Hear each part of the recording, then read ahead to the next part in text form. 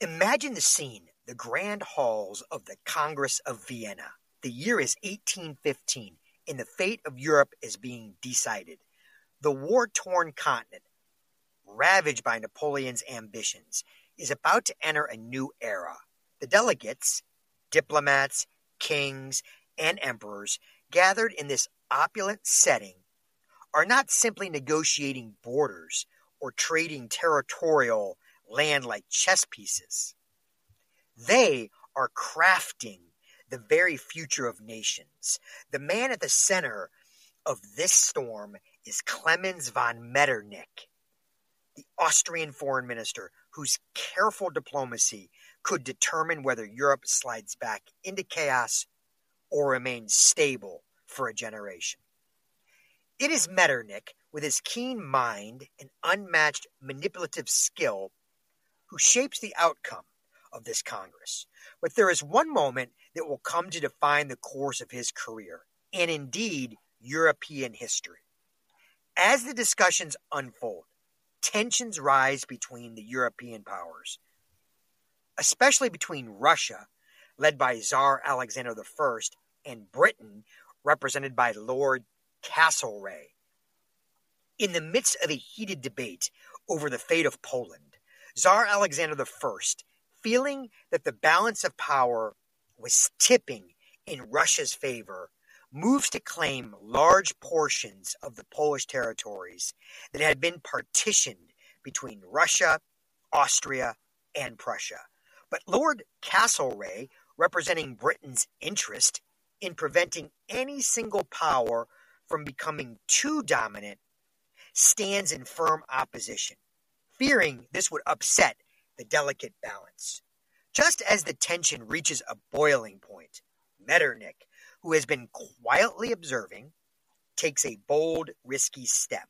Instead of allowing those two powers to continue bickering and possibly derailing the entire conference, he proposes a compromise, suggesting a new diplomatic alliance between Russia, Austria, and Prussia. This would shift the power balance and pacify both sides, keeping Britain and Russia from escalating into open confrontation. It's a daring move. Some would call it a gamble. And Metternich stakes everything on it. With a cold, calculated poise, he convinces Castlereagh and Alexander that their goals are not so different after all. The proposal is accepted. Poland's fate is altered, but the Congress survives, and the concert of Europe is born, a new diplomatic order that would hold Europe together, or so it was hoped, for nearly a century. In that moment, Metternich's vision of European peace through diplomatic balance begins to take shape. But what's fascinating about this story isn't just the political maneuvering. It's that one man's gamble could prevent war, but also set in motion forces that would later unravel this very peace, leading to the Great War decades later. This is the world of the architects of Europe, where a single move on the diplomatic chessboard could shape the fate of millions. Welcome back to What's in My History Box, the podcast where we dig deep into the past to uncover the stories, figures, and of course artifacts that have shaped our world. I'm your host, Jason Knapp, and today we're celebrating number 15, the 15th episode. We're venturing into the complex world of diplomacy, the art of negotiation, persuasion, and sometimes sheer survival. But this isn't just about treaties and peace talks. It's about the masterminds behind Europe's ever-shifting political landscape.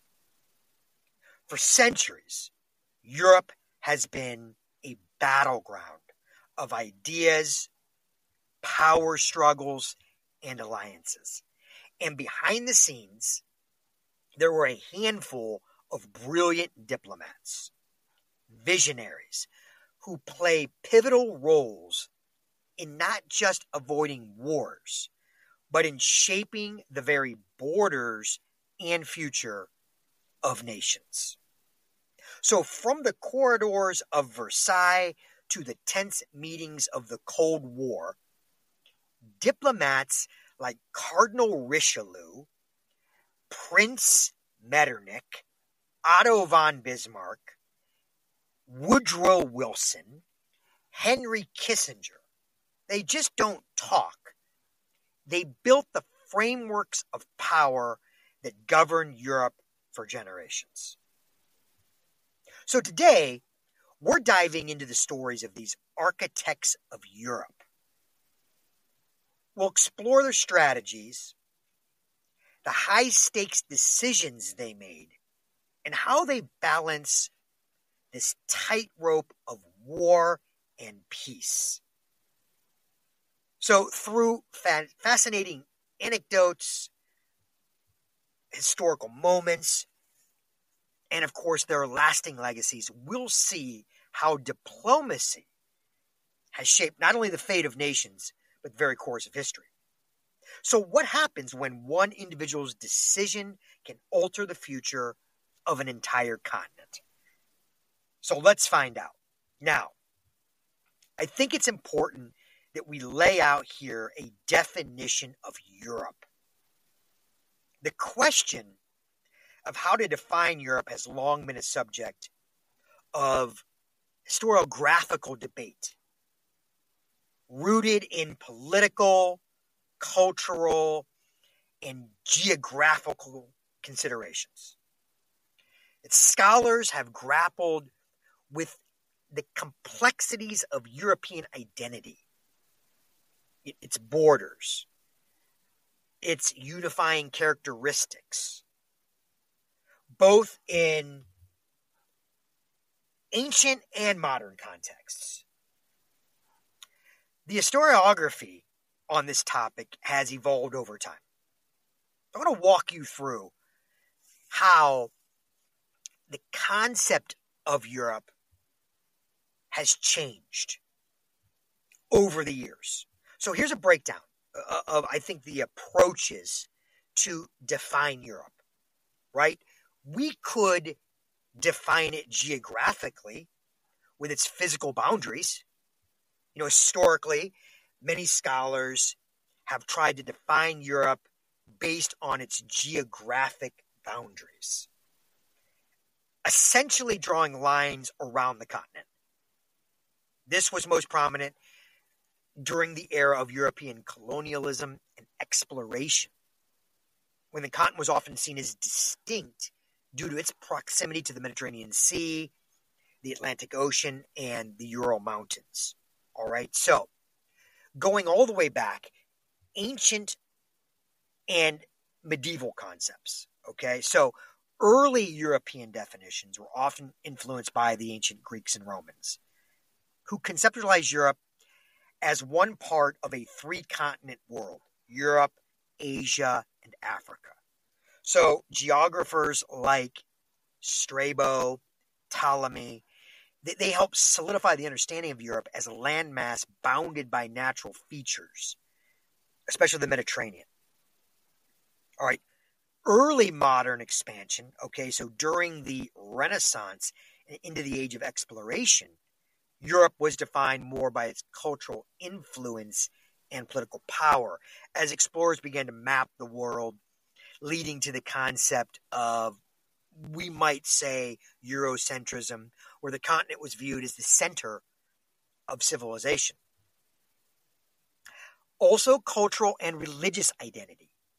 Okay, so in addition to the physical boundaries, Europe was often defined by shared cultural, religious, and historical attributes. This perspective was most influential in the development of ideas about Western civilization. Okay, so Christianity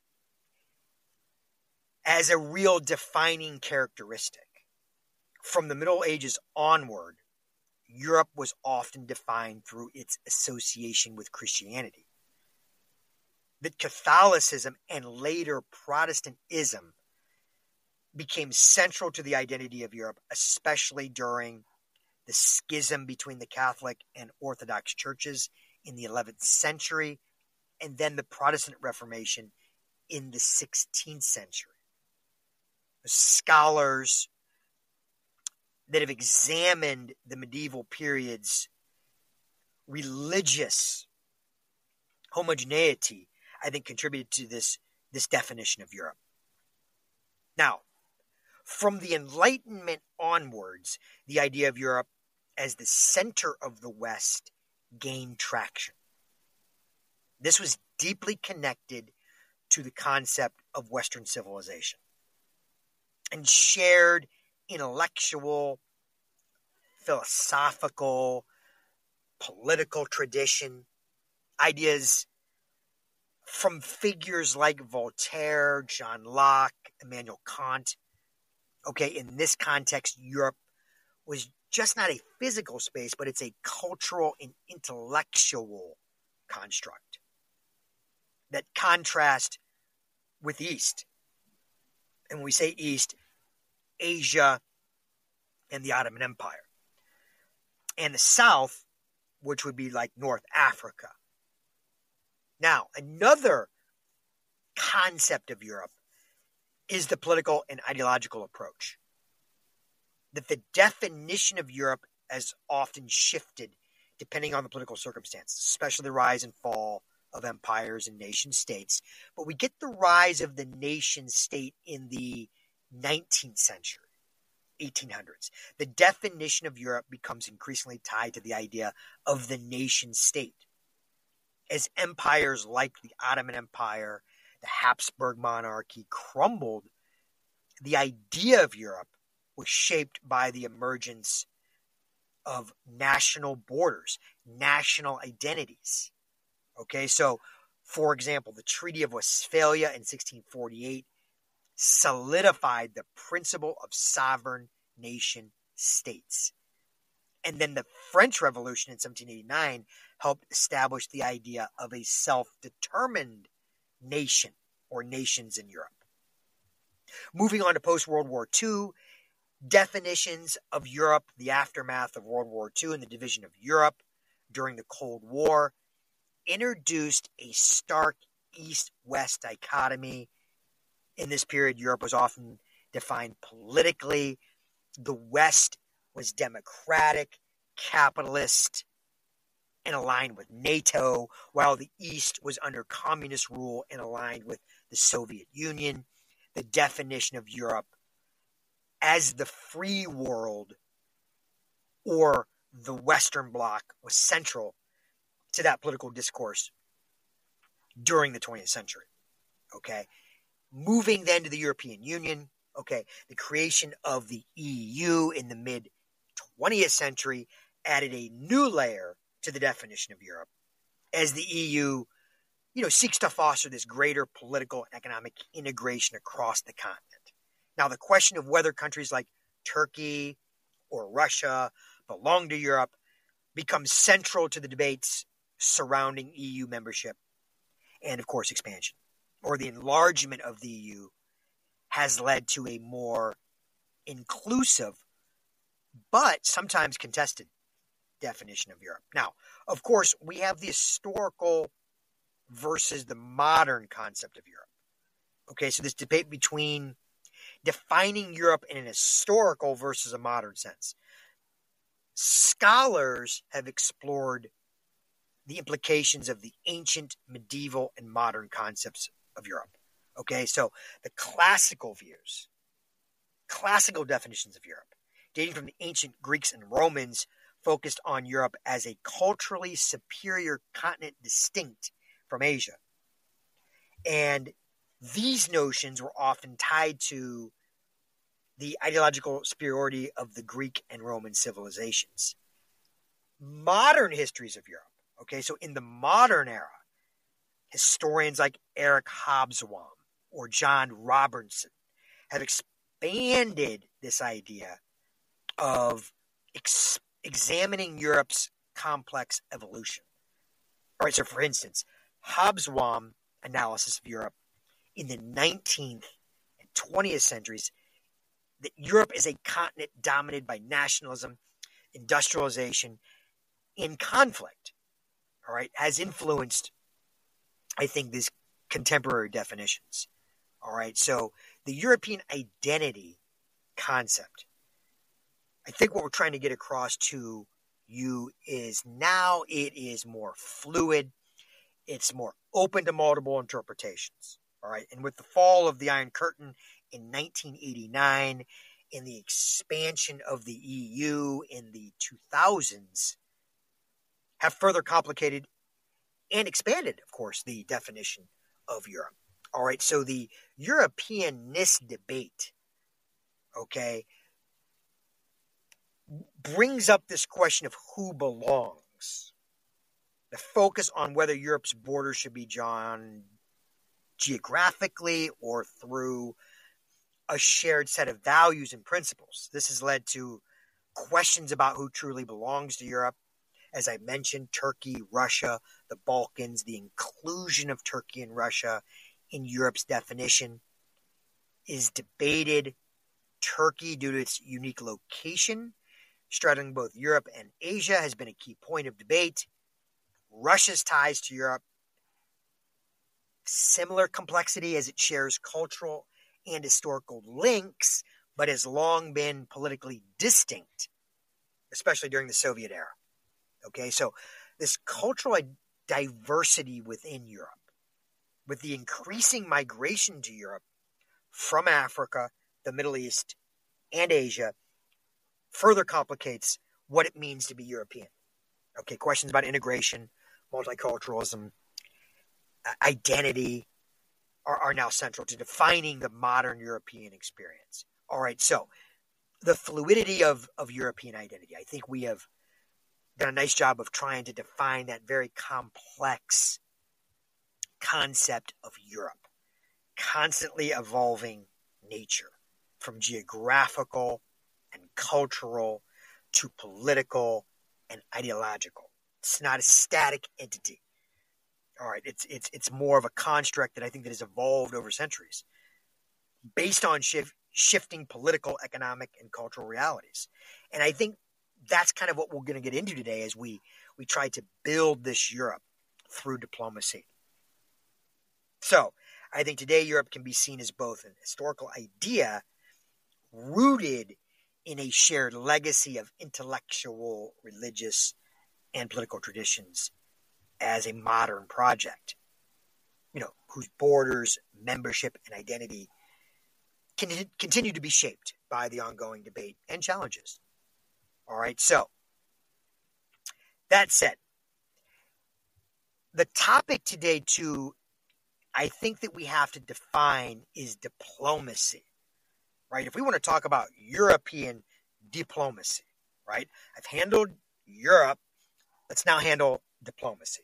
Now, diplomacy is traditionally defined as the practice of managing international relations and conducting negotiations between representatives of states or organizations, the art and practice of communicating, negotiating, representing a country's interests in a peaceful manner, seeking to resolve conflicts, establish alliances, and manage international relations. So over time, the term has evolved.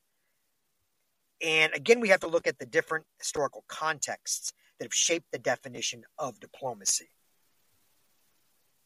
So, let me break it down, starting first with ancient diplomacy.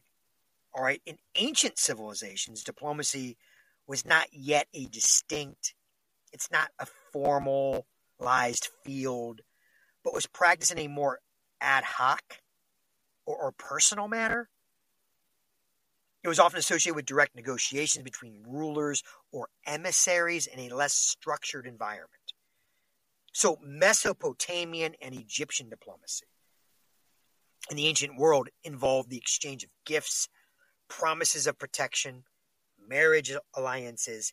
Ancient Sumerians and Egyptians, they used these envoys and emissaries to maintain peaceful relations with neighboring city-states or rival kingdoms. Moving on to ancient Greek diplomacy, the ancient Greeks are often credited with the emergence of a more formalized diplomatic practice. Thucydides, in his historical writings, provides insights into the role of diplomacy in the Greek city-states. So the Greek term proaxena or prosena referred to this relationship between a host city and foreign representatives. Greek diplomats were seen as public friends. They often used rhetoric and persuasion to secure alliances or settle disputes. That diplomacy also involved, I think, for the Greeks, a negotiation of peace treaties, for example, like the one following the Peloponnesian War that you might be familiar with. Now, moving on to the Romans, the ancient Romans, Rome took diplomacy to a new level with the development of official envoys. That the Romans refined the diplomatic protocol, utilizing formal representations, offering treaties, alliances, again, gifts to consolidate power across their empire. Roman diplomacy was often characterized by the use of treaties to manage imperial expansion and maintain stability. Moving then from ancient Rome into the medieval diplomacy of, from about the 5th all the way to the 15th century, the medieval period, diplomacy continued to be shaped by personal relationship between rulers, heavily influenced by religious institutions. All right, so maybe we could call it like a feudal diplomacy. That diplomacy was conducted by monarchs, lords, the church, again, usually through emissaries, focused on personal relationships. Diplomatic missions often included negotiations about marriage, territorial disputes, protection of Christian territories. That the Catholic Church played an important role in medieval diplomacy. Played this role of kind of acting as a mediator between monarchs. That the Catholic Church in the medieval period, they have their own diplomatic corps. That the Pope's authority extended beyond religious matters and into politics, allowing him to mediate conflicts between European rulers, such as the Holy Roman Emperor and French kings. The development of treaties and envoys during the medieval period. The practice of sending permanent ambassadors, which we might be more familiar with today, begins to evolve, especially as kingdoms and empires start to formalize their diplomatic missions. Early form of permanent embassies begin to appear in the 15th century. Venice, Florence, as they sought to have more of a continuous representation abroad. Early modern diplomacy, if we move now into the 16th to the 18th centuries, the early modern period, saw the emergence of the modern diplomatic practice. Consolidation of state power, I think it's influenced by this. I think it's influenced by the rise of powerful monarchies. And you get more of a complex international system. All right, so one of the defining moments of diplomacy in Europe, 1648, is the Peace of Westphalia, which ended the 30 Years' War and established, as some historians would say, the modern state system. This treaty codified the idea of sovereignty,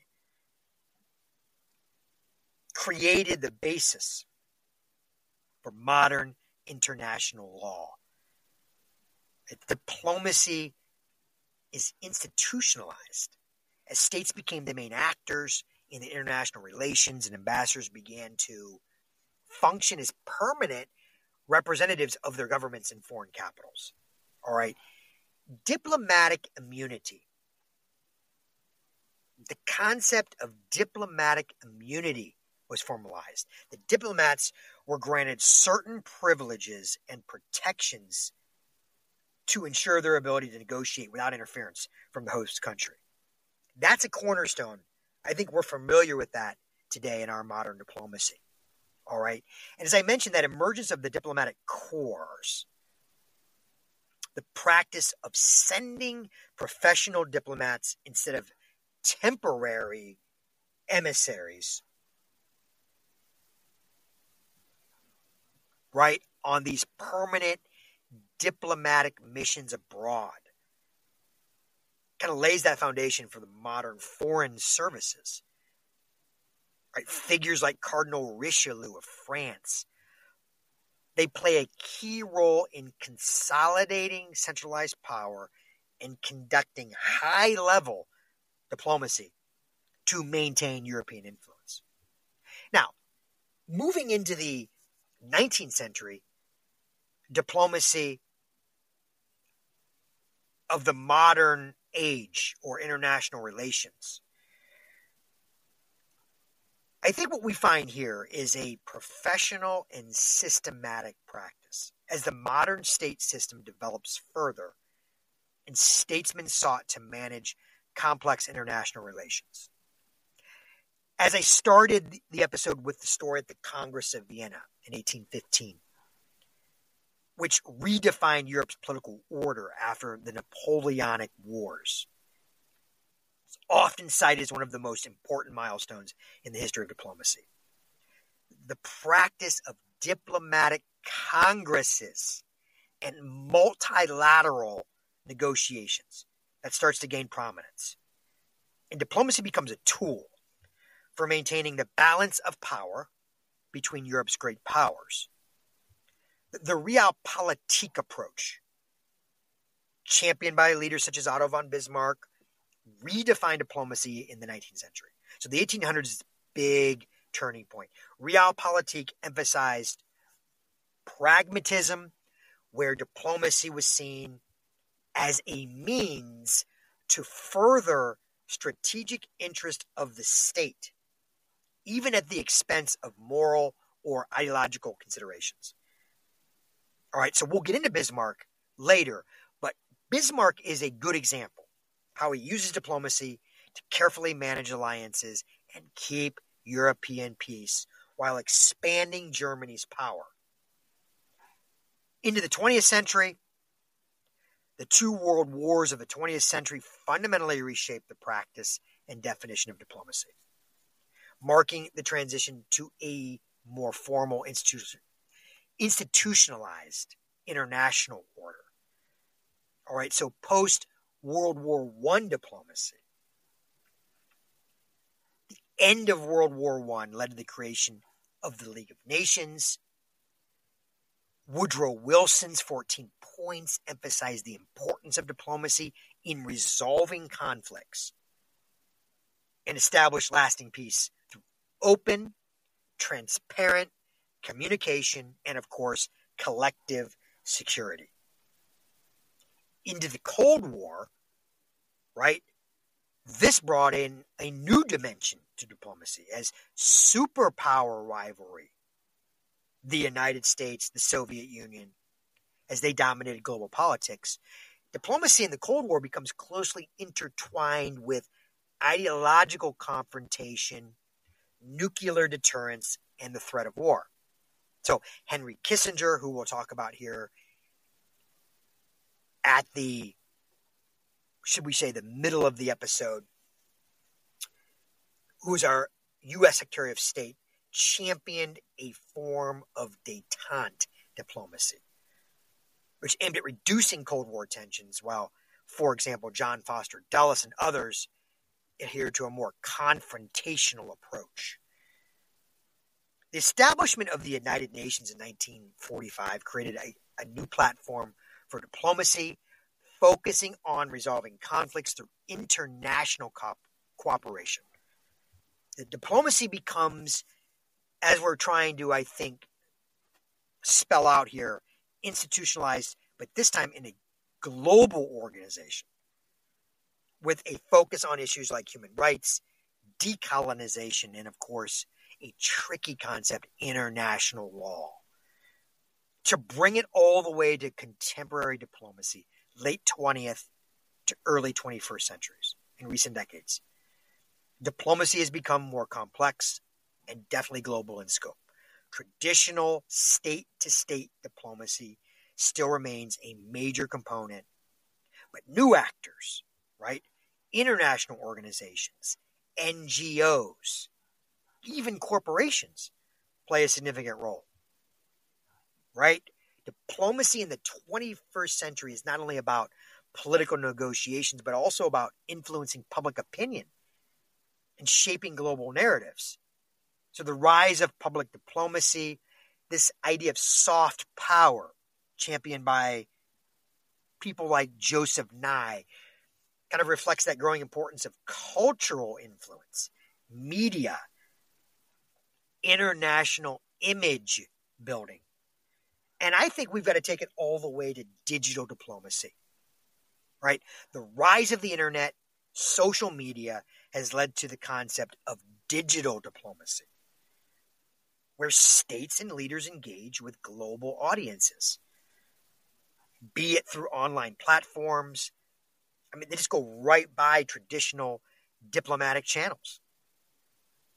You know, the increased use of social media has redefined how diplomacy is conducted, allowing for both real-time interaction and new forms of influence.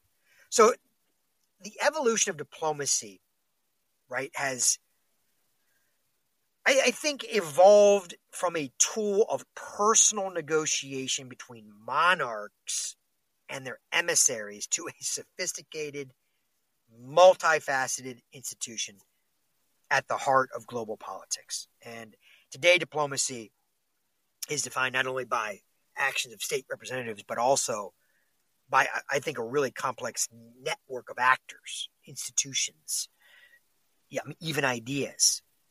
And what remains unchanged, though, is diplomacy's central role in preventing conflict, facilitating cooperation, and shaping the international order. The job of a diplomat is important, and it can be likened to many roles and scenarios.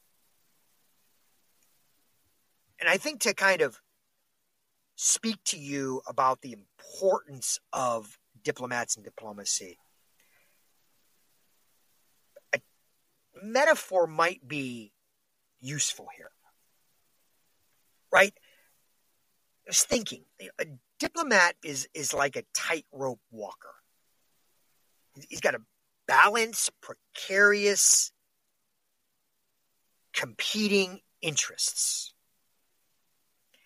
National priorities on one side, international obligations on the other. One misstep could lead to disaster. But with a skill and poise, the diplomat can traverse the most treacherous divides. I know it's overplayed, but it is like a chess player. Diplomacy is a grand game of chess. It's not checkers. Each move is strategic and anticipates the reactions of multiple opponents. So the diplomat, like the chess master, must think several steps ahead, balancing aggression with caution to achieve long-term goals. I really think the long game has to be in view. The diplomat's a bridge builder, connecting nations and cultures that may otherwise remain divided.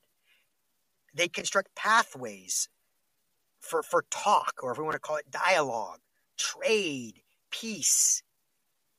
They got to span turbulent waters. In some ways, it's like tending to a garden. You know, relationships between nations are seeds. that need nurturing. And the diplomat must plant, water, prune with care. Knowing the harvest may take years to come to fruition. Can't be in a hurry. Got to be patient. The diplomat's like a conductor of an orchestra. Right? The diplomat's got to harmonize all the diverse players, states, leaders, organizations into a coherent, productive, musical performance. They manage discord. They set the tempo. They ensure that every instrument contributes to, let's call it the symphony of global relations. Diplomacy, I like this idea of ice. All right, diplomacy is negotiating on thin ice, where every word and action carries weight. You've got to judge the thickness of the ice or the mood of your counterpart. Could result, of course, in a plunge right into conflict or failure. Diplomats, they're like locksmiths. They're tasked with opening doors to peace, cooperation, that every negotiation is a puzzle that requires the right key. Be it economic incentives, security assurances, or cultural understanding to unlock progress. I think that the diplomat can sometimes be a healer for wounded relationships between nations. They diagnose the root cause of the conflict. They apply remedies, soothing remedies like treaties and agreements. And then they got to monitor the recovery while ensuring scars don't reopen. I think in times of crisis, diplomats are firefighters. I mean, they got to rush in. They've got to put out the flames of the conflict before it spreads. They work under pressure. They got to improvise. They have to protect, I think, what is most valuable and avert disaster. And then the diplomat's got to weaver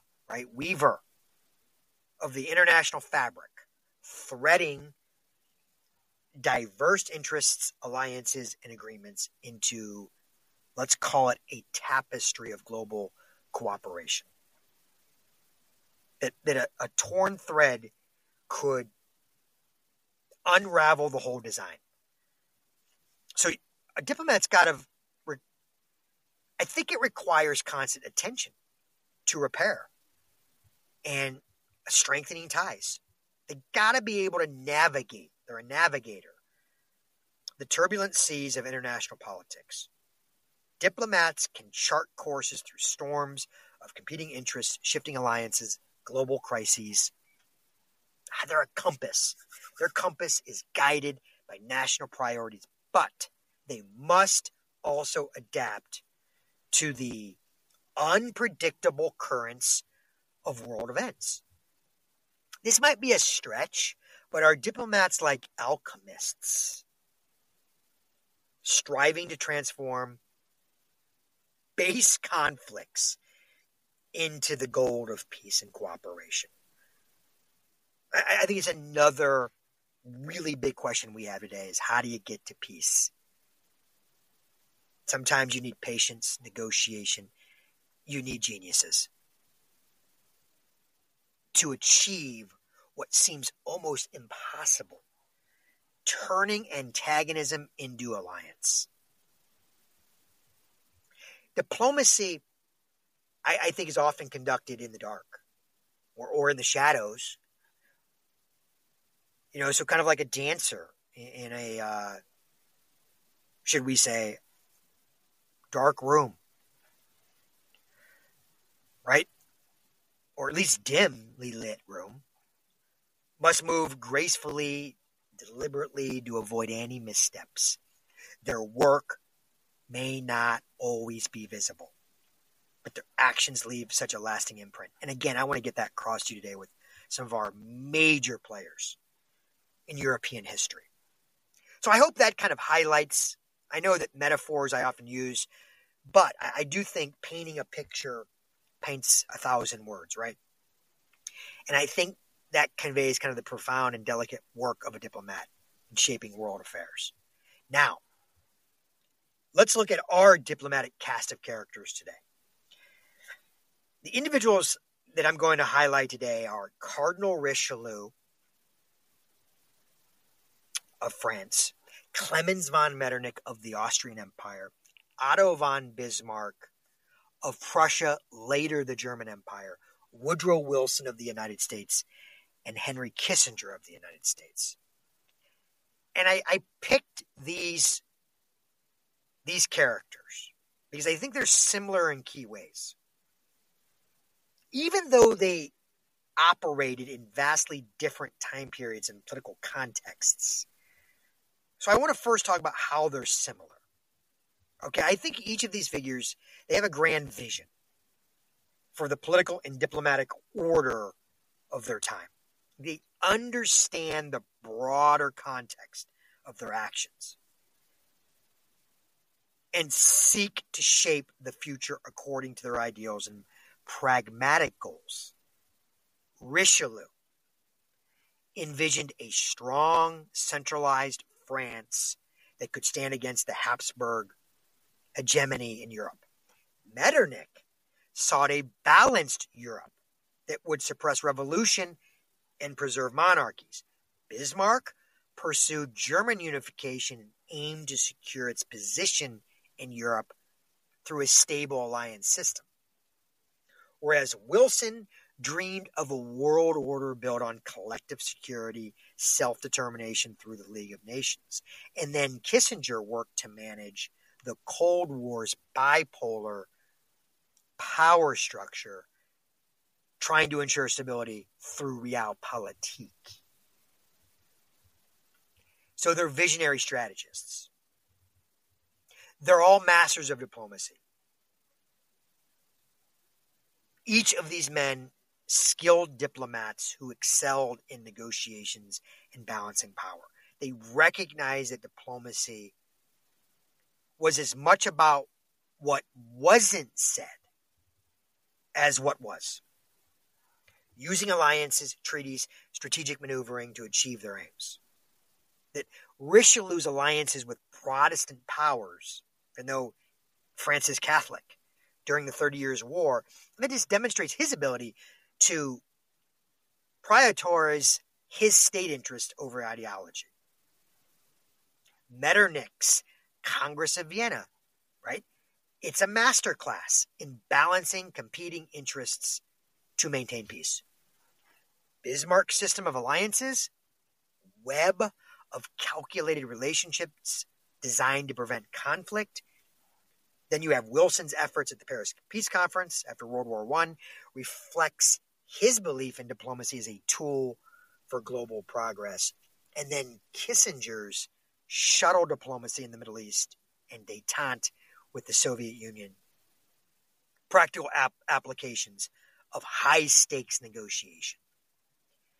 They're all shapers of the balance of power.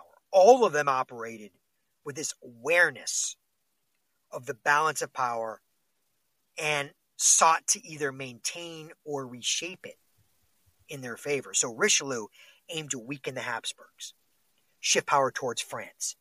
Metternich sought to maintain the status quo where no single nation could dominate Europe. Bismarck restructured the European balance, creating a unified Germany while keeping potential rivals in check. Then there's Wilson, who wanted to replace traditional power politics with a collective security system. And Kissinger, who worked to stabilize the Cold War order by balancing the United States and the Soviet Union and China. They all have controversial legacies, right? That's why this is a great topic for the episode. Their actions sparked debate about their morality, their effectiveness, long-term consequences. Each face criticism for their methods that they employed. Richelieu, seen as ruthless, using espionage to force or suppress dissent. Metternich's conservatism, stifles a lot of liberal and nationalistic movements, delaying inevitable change, arguably. Bismarck, his focus on maintaining German dominance may have contributed to the instability after his dismissal by Kaiser Wilhelm. Wilson's ideals faltered due to the Treaty of Versailles and the U.S. rejection of the League of Nations. And then Kissinger's realpolitik can be criticized, right, for making stability a priority over human rights, especially in places like Chile and Cambodia. Now, I think all of these men, all of these figures, grappled with the concept of Europe, as I defined earlier. Contextualizing Europe as an entity, whether explicitly or implicitly. That they're working to define or redefine the political and cultural identity of Europe in their eras. So Richelieu's policies positions France as a leading European power, influencing the continent's political trajectory. Metternich's vision of Europe as a conservative order shaped the post-Napoleonic era. Bismarck's unification of Germany redefines the map and balance of Europe, where Wilson's idea of Europe is tied to his idealistic vision of self-determination and peace. Kissinger's diplomacy often involved Europe as a theater in the broader Cold War conflict. Okay? So, let's get into now these architects of Europe. And I called the episode Architects of Europe, obviously because an architect designs, builds, right, structures. So let's dive into the story of these extraordinary figures who shaped the very concept of Europe as we know it. Cardinal Richelieu, Klemens von Metternich, Otto von Bismarck, Woodrow Wilson, and Henry Kissinger. And I hope what you'll find is they've left their mark on European diplomacy. That their visions, their actions, carving out new borders, forging alliances, shaping the future of a continent and the world. But what exactly does it mean to be an architect of Europe? And how does their work define the idea of Europe itself? Now, for centuries, I think we've made it clear that Europe was kind of a patchwork of competing kingdoms, empires, and city-states. Let's think about diplomacy. Again, I'll use another metaphor here as the glue that held this fragmented mosaic together. Let's trace the evolution of diplomacy as a tool from shaping Europe from the 30 Years' War, Cardinal Richelieu in France, to the Congress of Vienna, Austrian Foreign Minister Klemens von Metternich, to German unification, Otto von Bismarck, to the League of Nations post-World War I, President Woodrow Wilson of the United States, and finally to the Cold War and Henry Kissinger. Let's start first with Cardinal Richelieu. Now, he's a real pioneer of modern statecraft. In the early 17th century, so 1600s, Europe stood fractured and smoldering under the weight of religious wars. A figure emerged who would reshape the very essence of statecraft. Cardinal Richelieu. So if you're not already understanding, right, he is a clergy member in the Catholic Church, and being a cardinal, of course, very high up, if you will, on the hierarchy in the Catholic Church. But he's a chief minister to Louis the 13th of France. And Richelieu was no ordinary statesman. He was a craftsman of power, wielding diplomacy like a master sculptor would chisel marble. His most enduring legacy, of course, is this idea of reason of state. It's a revolutionary idea that lifted the interest of the state above all else. So, what is France's self-interest? Including religious dogma and some moral conventions. All right? But what I'm trying to say is the interest of the state above all else, right? Even over religious dogma and moral conventions. All right, reason of state.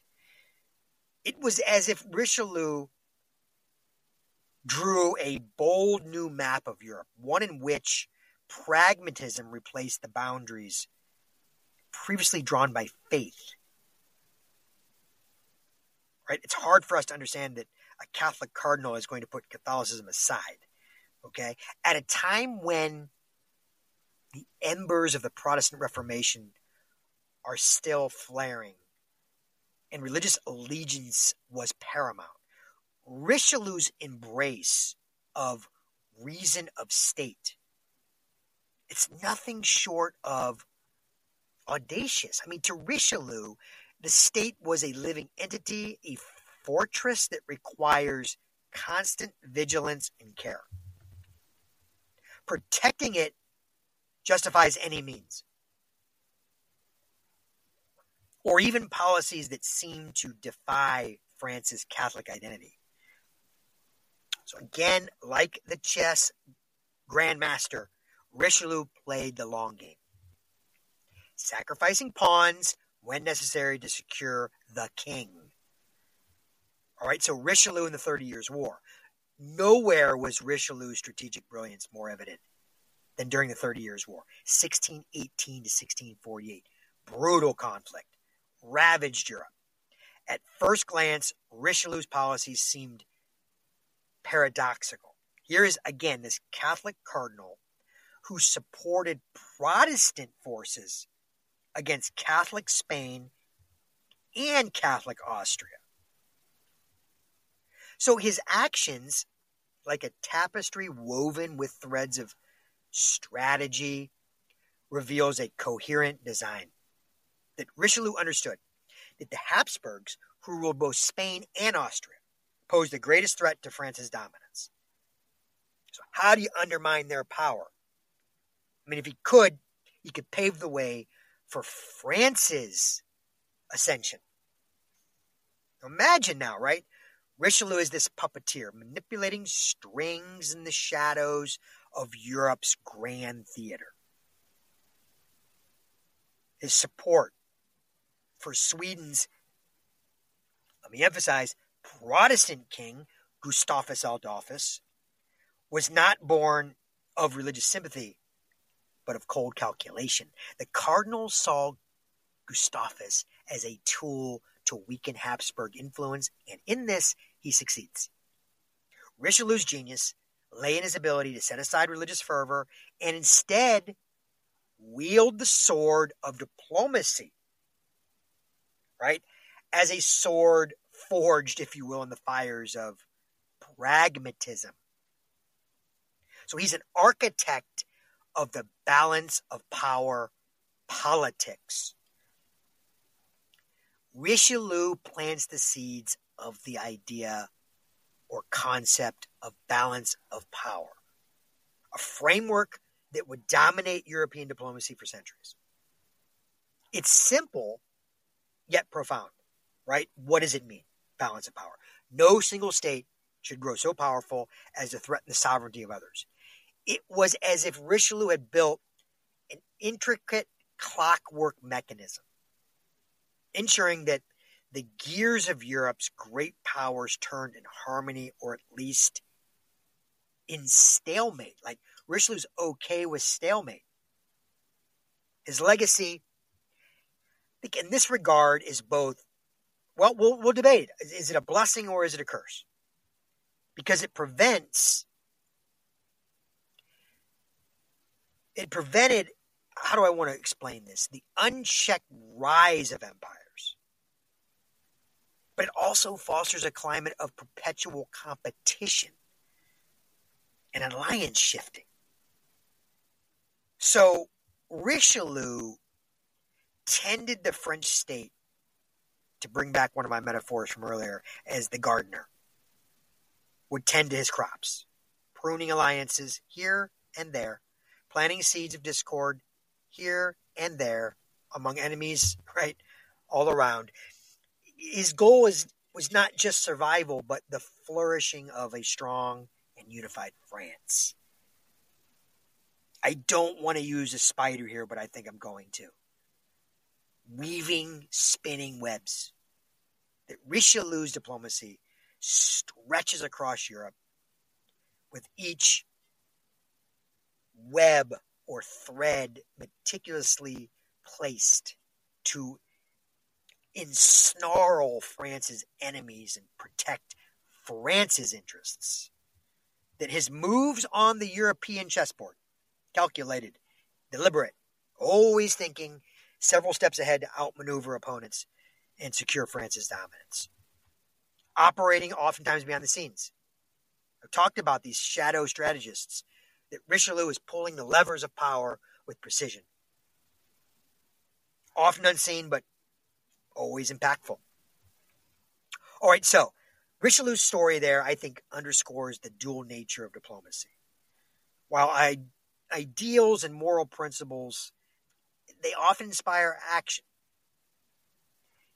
It is his pragmatism, though, right? The ability to adapt to circumstances and, again, put your state's survival as the priority. His willingness to support Protestant forces during a time of Catholic orthodoxy. I mean, that's shocking. But it proves to be a master stroke of strategic insight. So in many ways, Richelieu transforms diplomacy from an act of faith into an art of strategy. That he reminds us that in the arena of power, the sharpness of the mind outweighs the fervor of belief. Now, Klemens von Metternich and the conservative order. I want to fast forward to the early 19th century, early 1800s, and we find Europe emerging from the wreckage of the Napoleonic Wars. A continent desperate in the need of stability. And if you tuned into my other podcast on Napoleon, you'll understand what I mean. Well over 20 years of war. Stemming, of course, from the French Revolution and then into Napoleon's reign. So, literally, Europe is shattered, broken into pieces. Humpty Dumpty has fallen off the wall. In the aftermath of that, we have chaos. Stands Klemens von Metternich, the Austrian statesman, diplomat, who is now seeking to restore the old order. Build also then a new framework for peace. Metternich, he's just not a diplomat. He's a restorer of, broken porcelain or shattered vases. He pieces together the fragments of that broken Europe while guarding against future cracks. So at the heart of Metternich's vision was the Congress of Vienna 1815. It's a monumental diplomatic summit convened to reshape Europe after Napoleon's defeat. That Metternich orchestrates this gathering like a conductor leading an orchestra, ensuring that each state's interests were heard, while harmonizing their ambitions in this grand symphony of peace. His primary goal, though, is to prevent the rise of any single power. No more Napoleon Bonapartes. No more French revolutions. Cannot happen. Cannot allow somebody like Napoleon to dominate the continent again. So Metternich's concert of Europe, a system of alliances among the great powers, is this balance beam, metaphorically speaking, right? Ensuring that no one state could tip the scales of power. Through the system, or this system, Metternich hoped to preserve, albeit a fragile equilibrium, but prevent future wars. A vision that succeeded for much of the 19th century. Okay? The conservator, if you will, of monarchies. That Metternich, this Napoleonic era was a stark warning against the dangers of revolution, nationalism, and liberalism. Didn't like any of those. I mean, to him, they're like wildfires. They spread chaos and consume the traditional order. And Metternich's solution is, how do you smother the flames before they can ignite? He champions the preservation of monarchies, kings, queens, believing that hereditary rulers provide stability, and they're needed to maintain peace and prosperity. So to suppress revolutionary movements, Metternich established the system of surveillance, censorship across Europe, earning him, I don't know, we could maybe call him the watchman of the old regime. That his policies are aimed to ensure that the revolutionary spirit of 1789 and all that it unleashed would not rear its head again, even if it meant stifling the forces of change. Put the revolutionary genie back in the bottle. So the revolutions then of 1848, I mean, okay, cracks start to appear. And Metternich's conservative framework, as we're finding out here, are not without its flaws. His relentless suppression of nationalism and liberalism, did it create maybe a pressure cooker of frustration and resentment across Europe? And by 1848, the lid completely blows off. As revolutions erupted across the continent, Metternich, once Europe's great orchestrator, is now viewed as kind of an outdated relic, unable to adapt to the forces of change. He has to flee Austria in disgrace, and his system of conservatism crumbles under the weight of its contradictions. Yet, even in failure, Metternich's vision left an enduring legacy. His insistence on balancing power between states shaped diplomatic thought for generations. The concept of maintaining equilibrium to prevent conflict is that a cornerstone of international relations, which will later influence everything from the League of Nations to modern day diplomacy. So Metternich crafted a European framework like a carpenter would build some sturdy table. Each leg would be the great powers, carefully measured, positioned to hold the structure steady, preventing it from toppling under the weight of ambition. Right? He's a real architect of peace. Like an architect designing a grand cathedral, Metternich constructed the concert of Europe, with each alliance and treaty forming a pillar of support for his overarching vision of stability. You know, that Metternich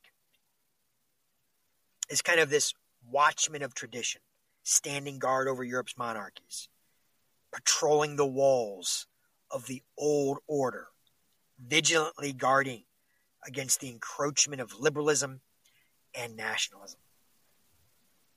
Metternich's system was like an elaborate illusion, right? Maintaining the appearance of harmony even as internal tensions are simmering beneath the surface. So Metternich's story reminds us of that delicate balance between preserving order and embracing change. This conservative system brought Europe decades of peace, yes, but failed to account for the powerful undercurrents of nationalism and liberalism that would reshape the continent. So it's a legacy here with Metternich,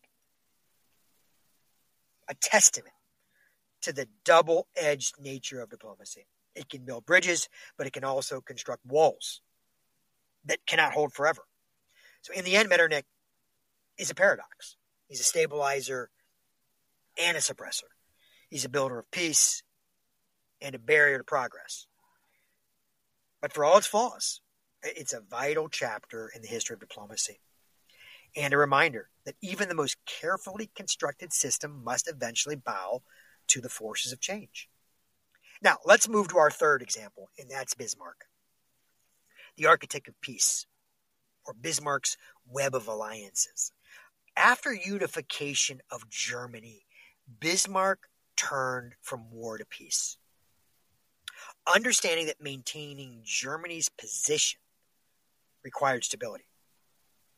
So he becomes this weaver of diplomatic webs, if you will, crafting a series of alliances to prevent conflict and isolate potential enemies. So, for example, the League of the Three Emperors, 1873. Bismarck aligns Germany with Austria-Hungary and Russia, aiming to keep these powerful neighbors from clashing with each other or Germany. The Dual Alliance, 1879. And the Triple Alliance of 1882. When relations with Russia soured, Bismarck then secured alliances with Austria-Hungary and Italy, creating a defensive bloc against potential threats. Now, to placate Russia in 1887, Bismarck negotiated this secret agreement, a reinsurance treaty it was called, ensuring that Germany would remain neutral if Russia went to war with another power. So Bismarck's diplomacy, as you can see, spinning a spider's web, delicate yet strong, each thread's carefully placed to ensure that any disturbance would be felt and managed. His system of alliances kept Europe relatively peaceful during his tenure, a testament to his genius for balance. It's a key word with Bismarck, balance. Now, the chessboard is overturned by Bismarck's dismissal and I think the aftermath of what comes later. Bismarck's dismissal by Kaiser Wilhelm II in 1890 marks a turning point for Europe. Without Bismarck's steady hand, the carefully balanced web of alliances begin to unravel. It was as if somebody came in and just flipped the chessboard over mid-game, leaving Europe to drift toward a catastrophe, which we know as the First World War. Bismarck had warned against the dangers of entangling alliances and unnecessary expansion, famously describing the Balkans is not worth the bones of a single Pomeranian grenadier, or grenadier, right? His successors lacked his foresight, and the carefully managed tensions he had suppressed are going to eventually explode into conflict. So Bismarck's policies were forged with the precision of a blacksmith at his anvil, crafting tools of power that were both durable and effective. The ultimate chess player. He's playing the long game. The ultimate goal, checkmate of German unification and dominance. That's his goal. The system of alliances is a web designed to trap adversaries and secure Germany's position, without Bismarck himself at the center. Really interesting. Right? But he can sense every vibration. It's like he's got the pulse of Europe. The engineer of empire, right? Like creating this mighty machine, Bismarck builds Germany piece by piece, ensuring that every component worked together to achieve the desired outcome. He's a real tactician. The way he maintains peace in Europe by balancing rivals. He's a tightrope walker, as I've been using, right? Ensuring that no one side leaned too far and would topple the system. So the legacy of Bismarck is a reminder that diplomacy is both an art and it's a science. It's a combination of vision, pragmatism, and timing. And he demonstrated that wars, while destructive, could be wielded as tools to achieve political ends, and that peace required constant vigilance and management. And yet his story, I think, also illustrates the fragility of human systems. That the Iron Chancellor, as we called Bismarck, his brilliance created a stable Europe for a time, but did it sow the seeds of future conflict? That his warning that the next great European war would begin, as he said, over some crazy thing in the Balkans. I mean, that is eerily prophetic. The Bismarck remains this towering figure in the history of diplomacy.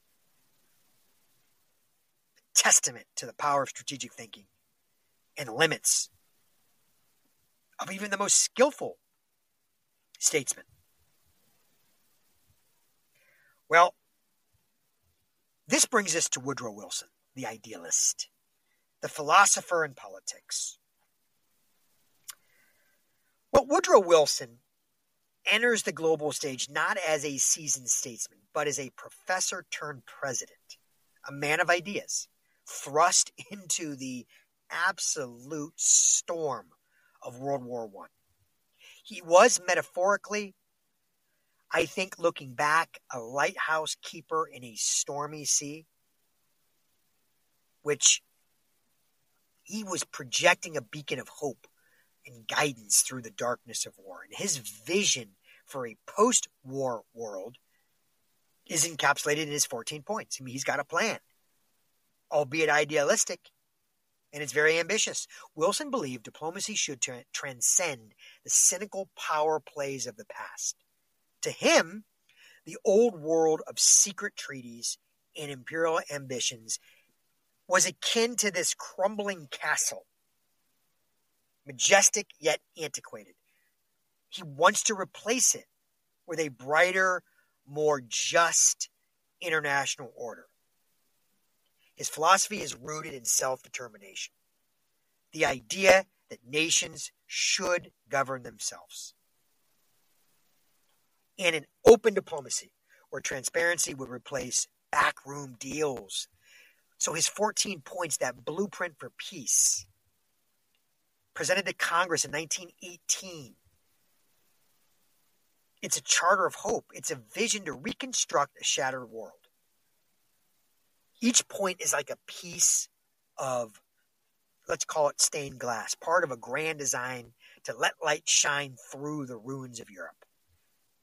What are they? 1, open diplomacy. Wilson says no more secret alliances. Instead, transparency. That would prevent misunderstandings. 2, freedom of the seas. Commerce and navigation should be open to all, like an unfenced ocean horizon. 3, disarmament. Reduce arms, as if nations would lay down their swords in favor of dialogue. Self-determination for Wilson. This is the cornerstone, right? Granting oppressed peoples the right to shape their own identities, destinies. The League of Nations, right? Wilson's masterstroke. A body that would arbitrate disputes and prevent war? Like a global parliament of peace? So the plan is revolutionary. It's offering just not an end to the war, but a transformation of international relations. Wilson's vision was like a dreamer's blueprint. It's idealistic, it's intricate, and perhaps overly reliant on goodwill and rationality, right? That people will act rational. Of course, the Treaty of Versailles becomes a compromise of his ideals. That Wilson's ideals met their sternest test at the Paris Peace Conference of 1919. There, the harsh realities of European power politics collided with his lofty vision. Britain, France, Italy, I mean, they are still reeling from the devastation of war, demanded reparations, of course, and territorial adjustments that would secure their national interests.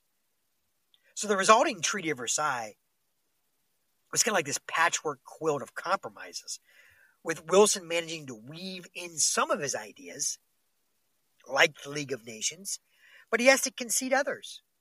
Germany is saddled with heavy reparations and the infamous war guilt clause, which placed sole blame for the war on their shoulders, the Germans. To Wilson, he felt this was too punitive, and that approach was to, I think he believed, would fracture in the foundation of peace, that would sow seeds of resentment and would later bloom into the horrors of the Second World War. The League of Nations, right? The unfulfilled vision of Woodrow Wilson. I mean, yes, it's his crowning achievement. It was intended to be a moral compass for the world, a place where dialogue replaced warfare. Yet, it's a ship without a captain because the United States, Wilson's own nation, refused to join, as the Senate would not confirm the treaty. So, domestic opposition, again, particularly from Senator Henry Cabot Lodge and the isolationist factions in Congress, they turned Wilson's dream into an irony. A world body for peace devoid of support from its chief architect. That Wilson campaigned tirelessly to rally public support and went on to a national tour despite his very bad health. Actually, his collapse during the tour was symbolic. A candle burned right to its wick. Woodrow Wilson, extinguished by the strain of carrying this idealistic burden in a realist's world. So, the metaphors of Wilson's diplomacy, I mean, I like that lighthouse keeper wanted to guide a war-torn world into safe harbors through the storm of politics. But they often drown out his light, right? His 14 points are like an architect's design for a utopian city, beautiful, but just so difficult to construct amid the rubble of war. I think Wilson planted seeds of self-determination and cooperation, but the soil of post-war Europe, it's just too rocky for this idea. His faith in the power of ideas to reshape the world was a mirror that cracked under the weight of realpolitik.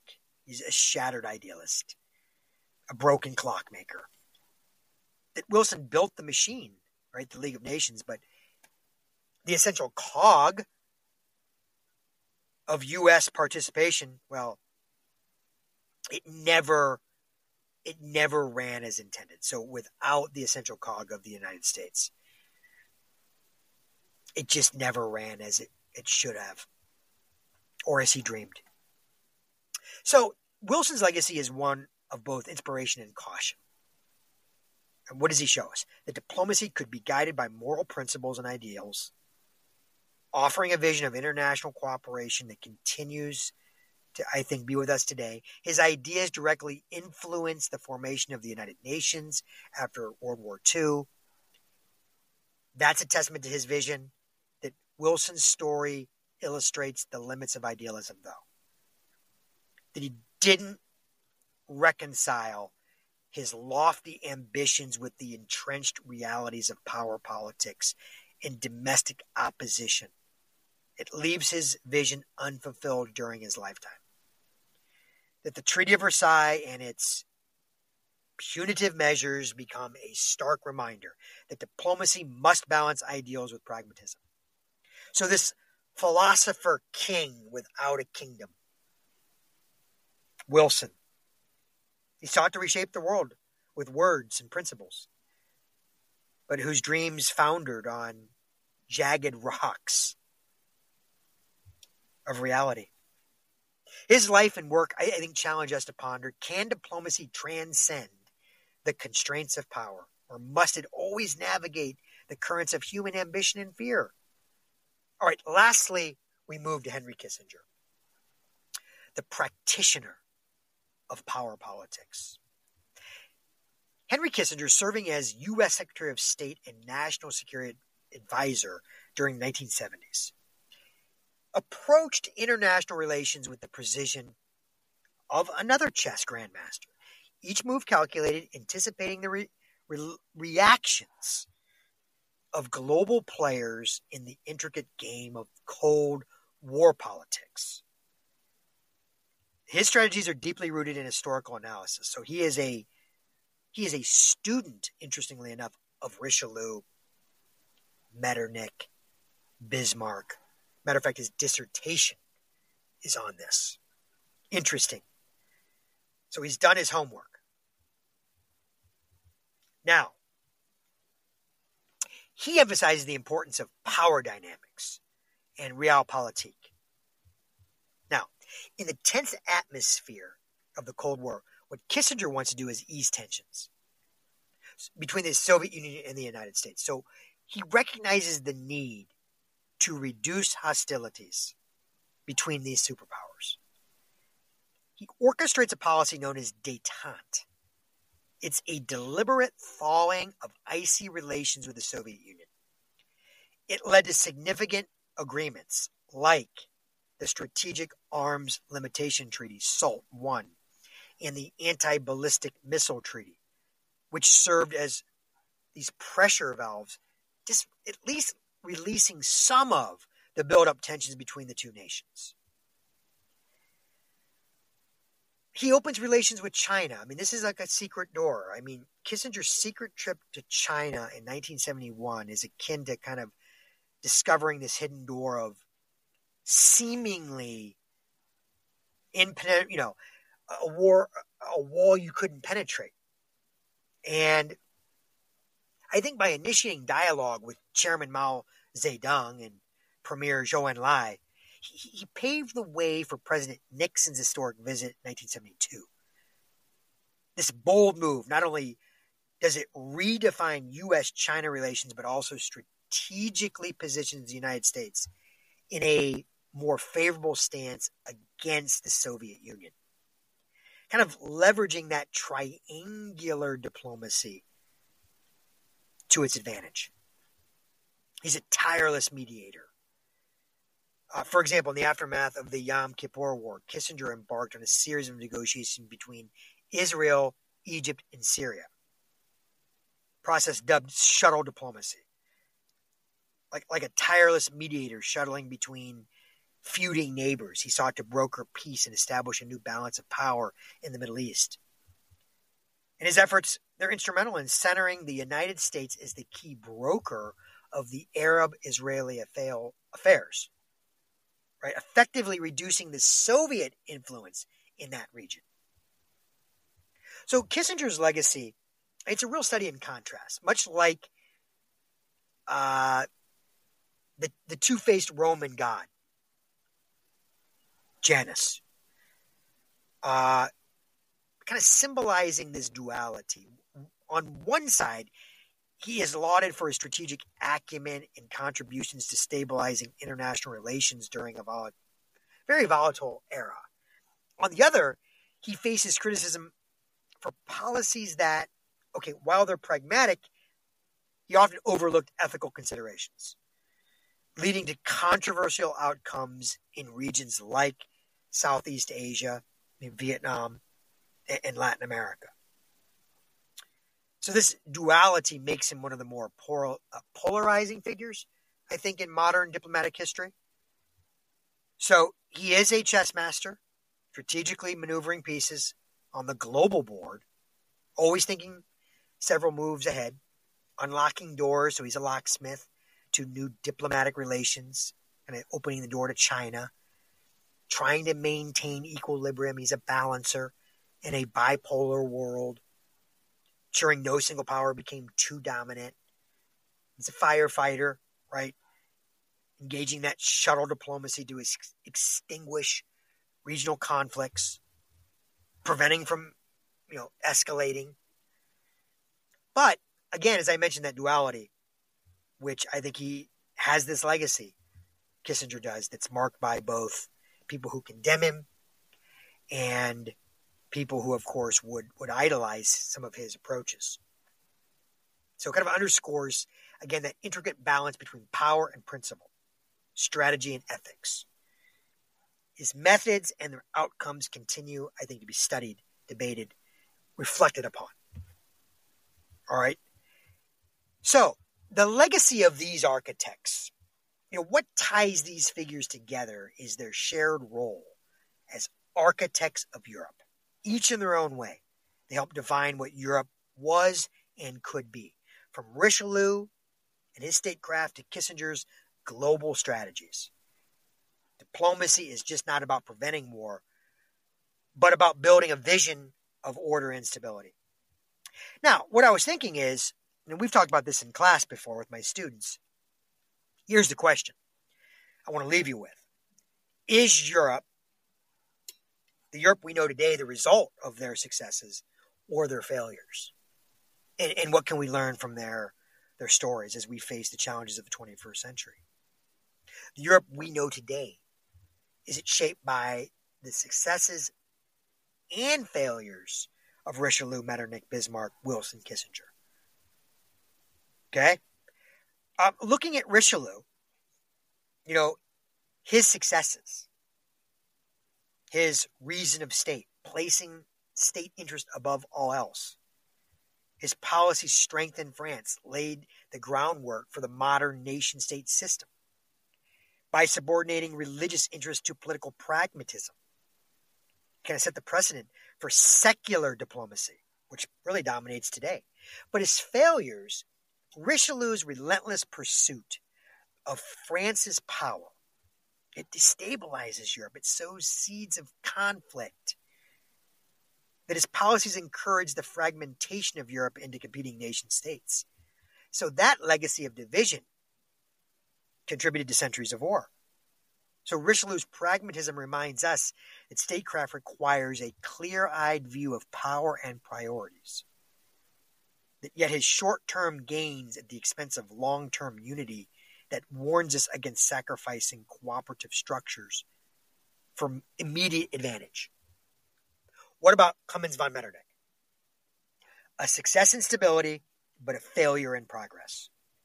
That Metternich's Congress of Vienna created a diplomatic framework that stabilized Europe for nearly a century. You could make that case. From 1815 to 1914, a good 100 years there before the First World War. That his conservative approach, his priority of order and balance, prevented large-scale conflicts like the Napoleonic Wars from reoccurring, all right, for decades. But his failures in suppression of liberalism and nationalism, it's just ultimately unsustainable. He can't put the genie back in the bottle, right? By ignoring the growing demand for self-determination and reform, his system unravels in the revolutions of 1848, right? Proving that stifling change only delays maybe its inevitability. So for us, I think Metternich teaches us the value of balance and cautious diplomacy. His failure to accommodate social and political change underscores the importance of your ability to adapt and how you must address the emerging demands for equity and inclusion. Bismarck, we could say this. He's a success in unification of Germany, for example. But I want to talk a little bit about his failure and his legacy. At Bismarck's Realpolitik, it enables him to unify Germany. He reshapes the map of Europe. His deft manipulation of alliances maintained peace through a carefully, let's call it, calibrated balance of power. He delays major conflicts, but failures for Bismarck. Bismarck's exclusionary nationalism and reliance on authoritarianism, it might have left a brittle legacy. His dismissal, right, and the abandonment of his system of alliances contributed to the instability also that led to World War I. But I think his lessons today are Bismarck's achievements, it highlights the power of strategic foresight and alliance building. Yet, his failure to build institutions that could endure. Without him, warns us of the dangers of over-centralizing leadership and ignoring need for long-term inclusive systems. Woodrow Wilson, his success in vision, but failure in realism, right? Wilson's 14 points, League of Nations, they're so revolutionary in envisioning a world order based on cooperation, self-determination, collective security, that continues to inspire global institutions today like the UN, the United Nations, but failures, right? Wilson underestimated the realities of European politics. I think Europe kind of felt like, who do you think you are, the Messiah?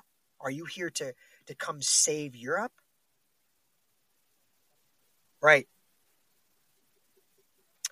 The Treaty of Versailles deviates from its principles, fostering resentment, economic instability, and fuels World War II.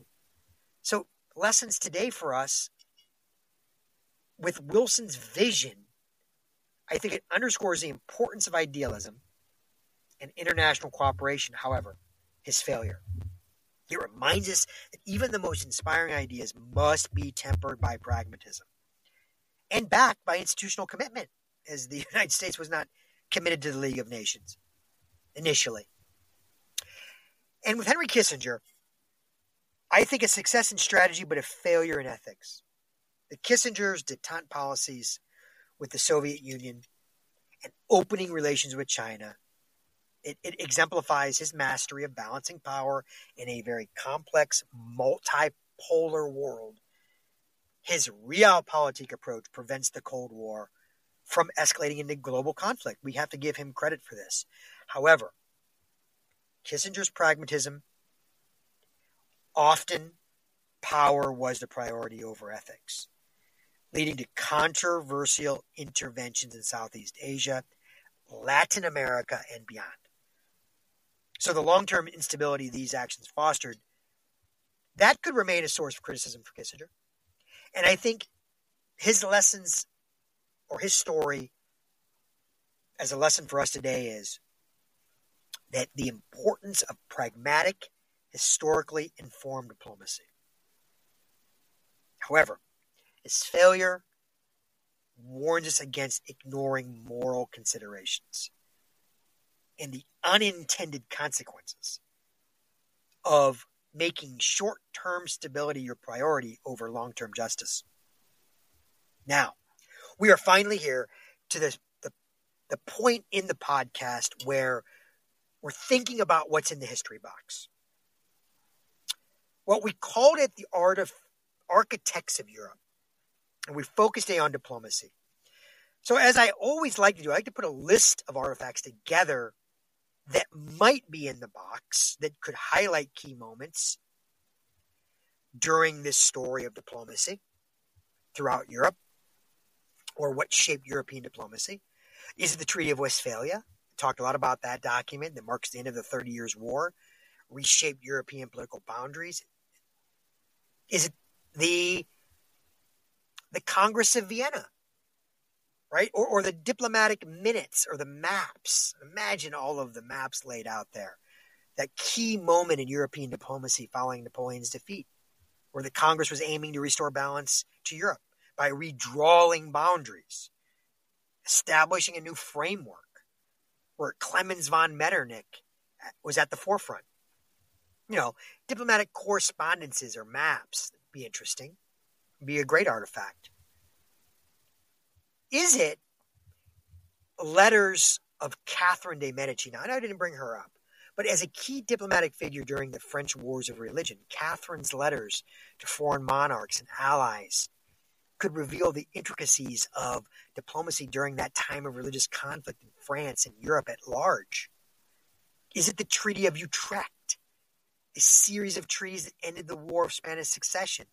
This diplomatic agreement reshaped European borders and power dynamics, ceding territories to Britain, France, other powers. Is it diplomatic correspondences from Louis XIV, letters and treaties signed by Louis XIV that shaped French diplomacy in the 17th century, especially during his wars of expansion?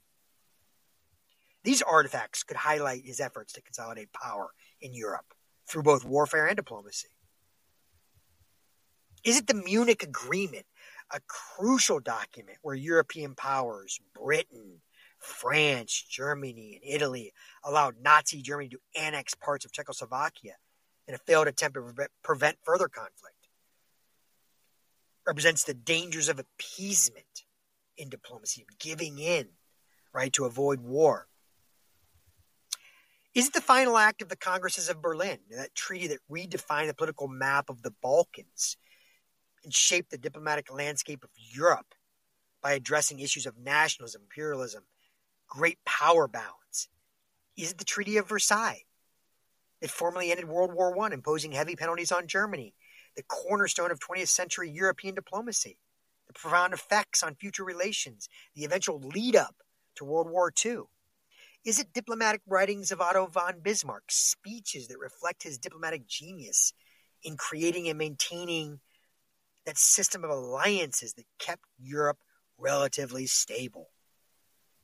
Is it the Yalta Conference, photographs, records, artifacts from that meeting between Churchill, Roosevelt, and Stalin, which shaped the post-World War II world, dividing Europe into spheres of influence, which set the stage for the Cold War? So those artifacts could really highlight the evolution of diplomatic practices, the significance of treaties and key figures who shape Europe through negotiation or diplomacy, international agreements. But can we get more specific and make it even more of a synthesis? Let's go even deeper, I think, into specific artifacts that might captivate and tie diplomacy that would really bring out the rich stories that I shared with you behind Europe's architectural diplomacy. Right? Is it, for example, I don't know. I mean, I really thought hard about this. Really thought very hard about what's in the history box today. And I said, it's got to be an artifact that would connect Richelieu, Metternich, Bismarck, Wilson, and Kissinger. Just these 5 towering figures in European and American diplomatic history. An artifact, what I like to do here too is it reflects both the continuity of diplomacy across centuries and the shifting nature of global power that each of these figures navigated. So, as I open the box, here is the artifact that will make this connection. Oh my gosh, there it is as I lift the lid of the history box. It is the great artifact that will connect all of this. It is the map of Europe with shifting borders, or a treaty map, a key diplomatic moment that represented the changing balance of power that all of the architects are dealing with. In this case, it is the map of Europe after the Congress of Vienna, 1815. And it's overlaid with annotations showing the impact of each figure's diplomatic actions. Look at that. There it is. Here's how this one artifact connects all 5 diplomats. Cardinal Richelieu, chief minister of Louis XIII, key architect of French foreign policy during the 30 Years' War. Remember, his primary aim was to weaken Habsburg power, both Spain and Austria, which is reflected in the post-Vienna map. France's strategic role in European diplomacy, it continued into the 19th century. Richelieu's diplomatic legacy of balancing power in Europe. It then went on and influenced Metternich. Oh, right. Metternich now, the chief architect of the Congress of Vienna, and the diplomacy that aimed to restore the old order after Napoleon's defeat. His actions and his subsequent map, or the subsequent map that I'm looking at here, reflects his vision of creating a balance of power in Europe to prevent future conflicts. It directly influenced European diplomacy through the 19th century, and it later affected Bismarck's strategic alliances. So as I look down on the map here, Bismarck's diplomacy in the mid-19th century built on Metternich's system, but shifts it toward Prussian dominance. His realpolitik and skillful manipulation of alliances led to the unification of Germany. As I look here at the map can show how Bismarck's actions, like the creation of the German Empire in 1871, and his system of alliances altered the European landscape, with Germany at its core. Then, following World War I, I see here on the map, Wilson's ideas lays the groundwork for a new world order. His vision of self-determination and the League of Nations aimed to shift the power dynamics that had been entrenched by earlier figures. The map can show how his diplomacy, marked by his efforts to dismantle empires and prevent future conflict, changed the map and redrew national boundaries, particularly in Eastern Europe. Then, as I look down on this map, I can see Henry Kissinger's diplomacy during the Cold War, focused on managing the balance of power between the United States and the Soviet Union, exemplified, as we said, by détente and realpolitik. The map here highlights Europe's divisions during the Cold War, showing the Iron Curtain, how Kissinger's work in the U.S.-Soviet relations in the Middle East impacted global diplomacy and Europe's alignment. So, why does this artifact work? Continuity and change. The map illustrates how European diplomacy evolved from Richelieu's era of balancing power through Metternich's maintenance of order to Bismarck's manipulation of alliances to Wilson's ideals of a new world order and Kissinger's Cold War maneuvers. Each diplomat played a part in shaping the trajectory of Europe's borders and political landscape. So the map traces the direct line of influence from the 17th century diplomacy, Richelieu, through the 20th century of Henry Kissinger, showing how the diplomatic tools and objectives of each figure shifts with the times, but always rooted in the same basic concerns about balance of power, national sovereignty, and global influence. So I hope that artifact is fascinating to you. I wanted it to tell the story of European power shifts from the Treaty of Vienna, which marked the end of the Napoleonic Europe, to the end of the Cold War. Long-lasting influence of diplomacy shaping the continent. So as we come to an end of today's episode, we can't help but reflect on the immense role that diplomacy has played in shaping the course of European history. Figures like Richelieu, Metternich, Bismarck, Wilson, they left their mark on the fabric of Europe. They navigate their nations through just tumultuous times, from wars to peace, and everything in between. But diplomacy, as we have seen, it is not just about signing documents or making deals behind closed doors. It's about a vision that each architect holds for the future. A future that may be shaped by their own ambitions or by a desire to prevent a repeat of the horrors of the past. The diplomacy is the art of compromise, the willingness to talk when others would choose to fight, and the courage to understand that often the hardest decisions are those that require patience and foresight. So when we look back at Europe's history, it's not just the battles fought and won that we remember, but the delicate negotiations, the quiet moments behind the scenes where leaders turn the tide, not with arms, but with words, diplomacy in its many forms. has been the true architect of Europe, building a continent that for all its conflict has come together again and again.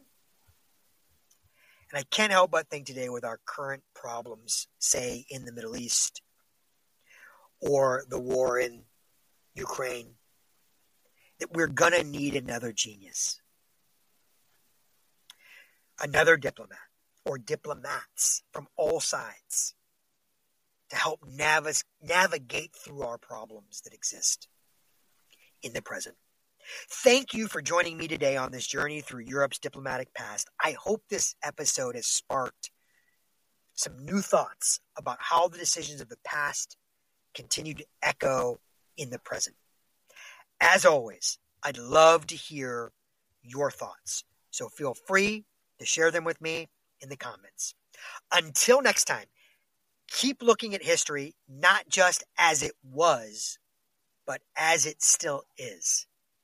An ever-evolving conversation between the past and the present. Thank you, and see you next time on What's in My History Box.